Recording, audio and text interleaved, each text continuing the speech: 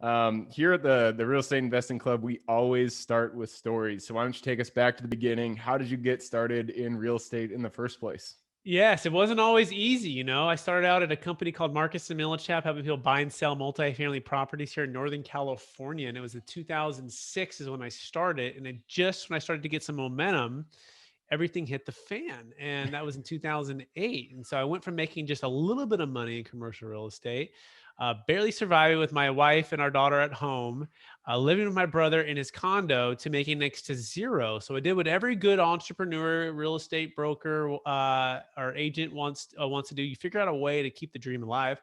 And that's when I got a side job hustle at a place called Cheesecake Factory. So by day, I would be making cold calls.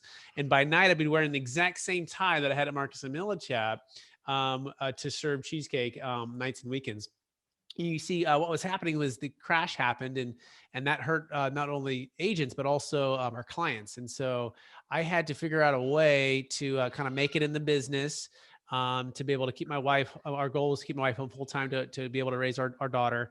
And also, we wanted to have more kids. But I don't know if you've ever been so scared, Gabe, where you didn't know what you're going to do, right? And people telling you go get a real job and go figure it out. And I'm like, well, I love what I'm doing. It's not just a job; it's my career. It's my calling. I love helping people solve problems in real estate. But just at that moment, my manager, when things felt like they were the darkest or the toughest financially, my manager brought in a gentleman to speak on what's called the Deferred Sales Trust.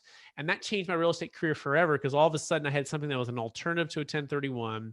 And I was able to help my clients who felt trapped by capital gains tax. Fast forward, this is what I do now. I coach and train folks on how to do it. And I also invest personally in real estate and still do 1031s for clients when the market makes sense. But mostly we just focus on the Deferred Sales Trust. You have just listened to another information-packed episode of Capital Gains Tax Solutions with Brett Swarts. We hope you enjoyed today's show and found it helpful. Visit capitalgainstaxsolutions.com to access the show notes and to access more resources. Don't forget to leave a review and join us again next time.